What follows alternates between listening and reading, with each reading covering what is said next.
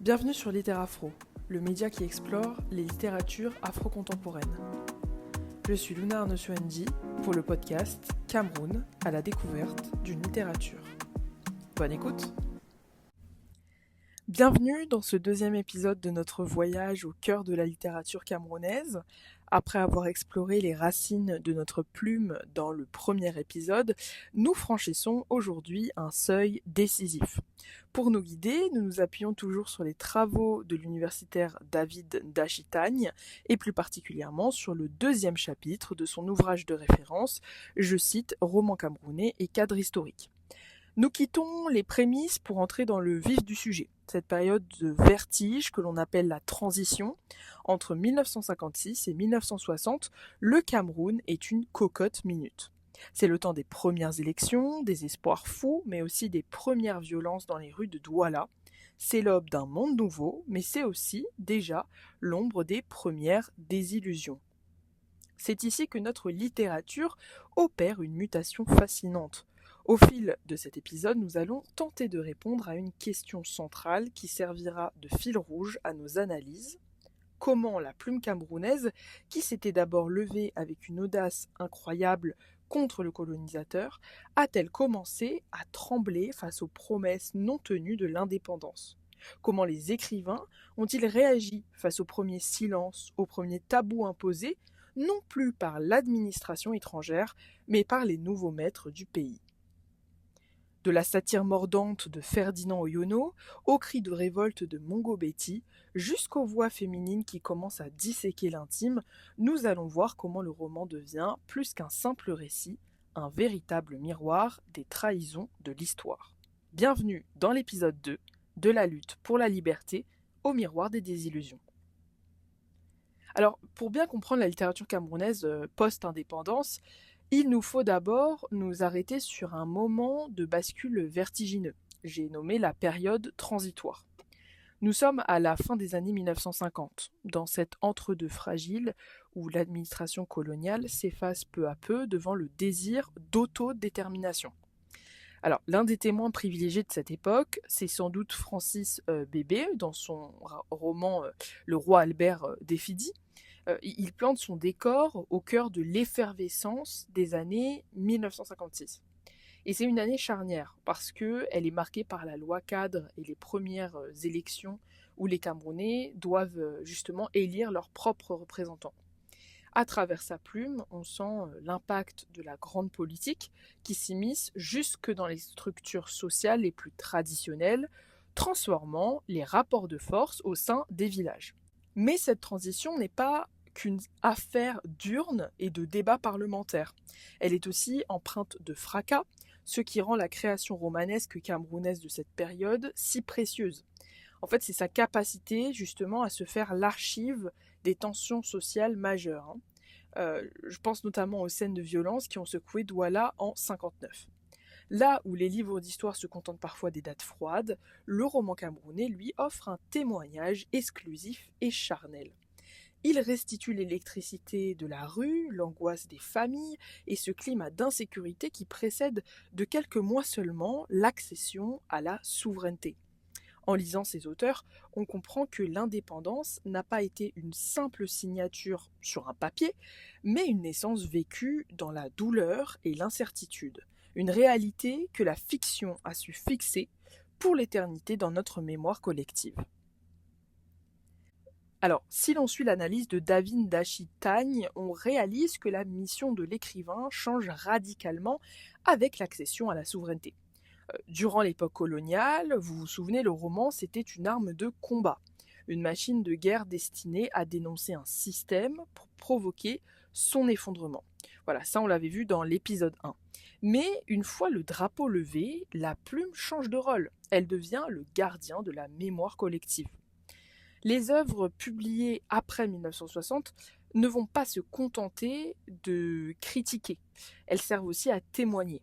Alors il s'agit de décomposer ce que fut l'inconfort de la présence coloniale, d'expliquer les processus de domination pour mieux les exorciser.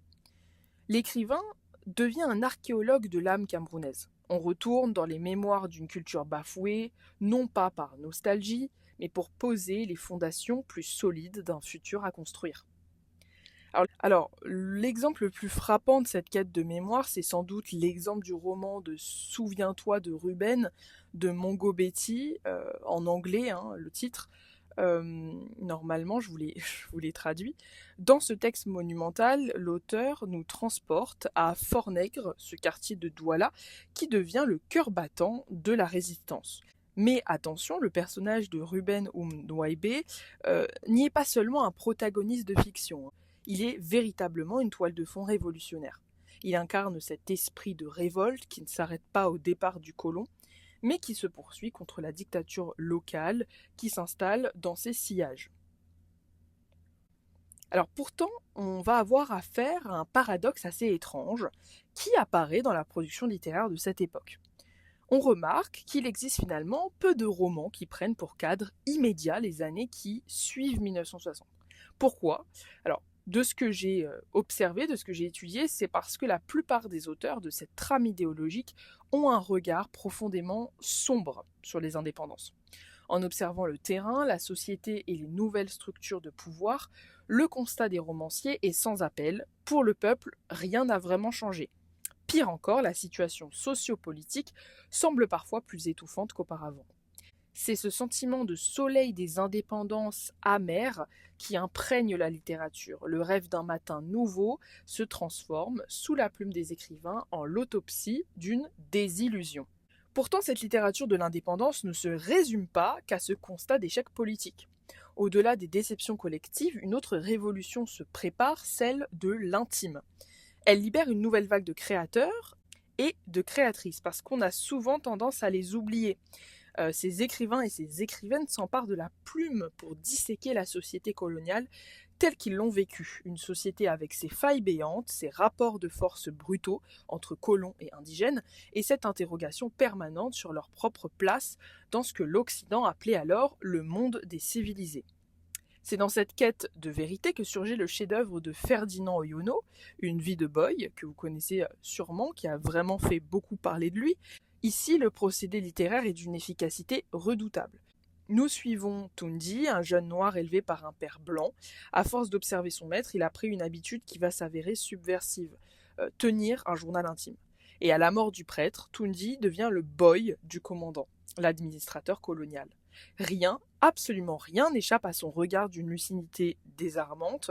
À travers les pages de son carnet, il enregistre les secrets, les hypocrisies et la violence feutrée du milieu colonial.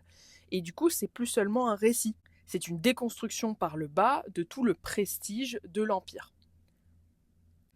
Mais cette période, c'est aussi celle d'un lyrisme profond, ancré dans le sol natal. En 1960, l'année même de la Libération, Elolongue Epanya Yondo publie son recueil poétique majeur, Cameroun, Cameroun. Si Oyono utilise le scalpel de la satire, Yondo, lui, utilise le souffle du chant.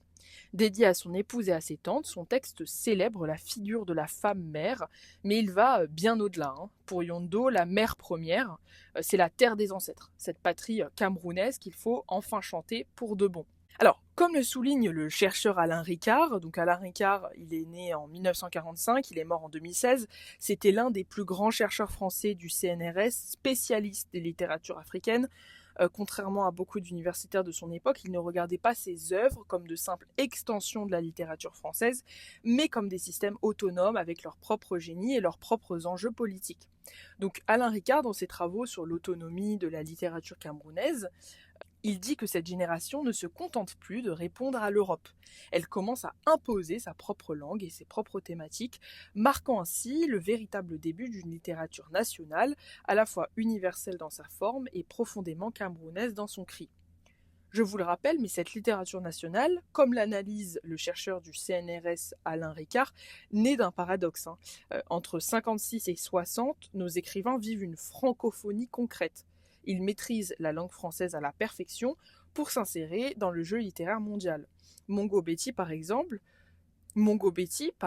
devient agrégé de lettres en France. Mais attention à ne pas idéaliser ce lien. Pour Betty ou Oyono, la langue française n'est pas un héritage harmonieux, c'était une véritable stratégie de survie, un outil de subversion pour opérer un décapage moral du système colonial. Cependant, cette maîtrise crée une fracture. En fait, elle devient une barrière symbolique entre une minorité instruite et la masse populaire.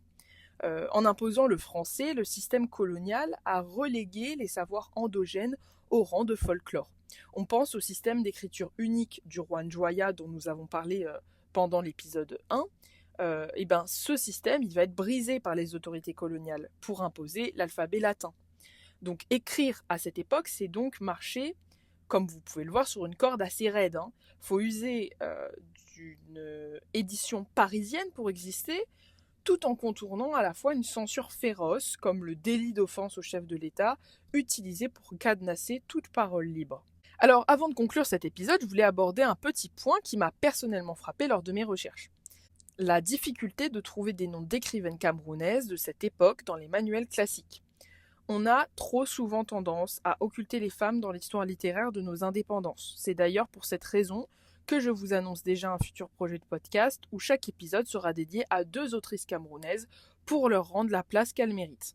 Alors pour dénicher ces voix, il a fallu sortir des sentiers battus et consulter des archives spécialisées, notamment le projet FELA, FELA, Femmes écrivaines et littérature africaine, de l'Université de Western Australia, dirigée par le professeur Jean-Marie Vollet. Cette base de données est une mine d'or bibliographique qui permet de redécouvrir des pionnières que je vous invite à aller explorer sur leur site internet. Je vous mets de toute façon toutes les sources sur mon réseau social.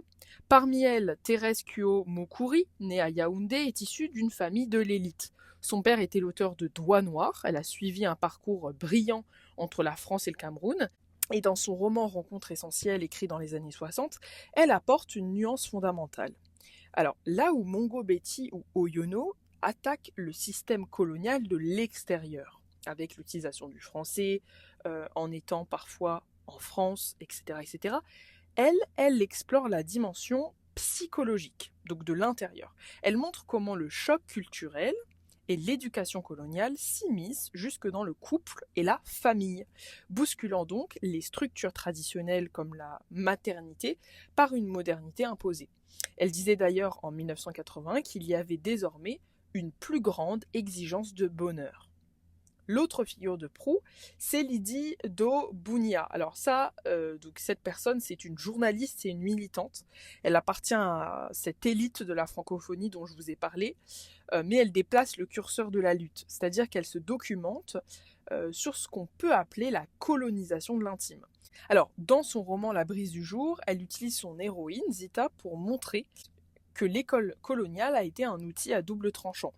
C'est-à-dire qu'elle a offert aux femmes des outils de liberté, comme le choix amoureux ou l'instruction, et encore, ça peut être discutable, mais ces outils se sont heurtés violemment au patriarcat local.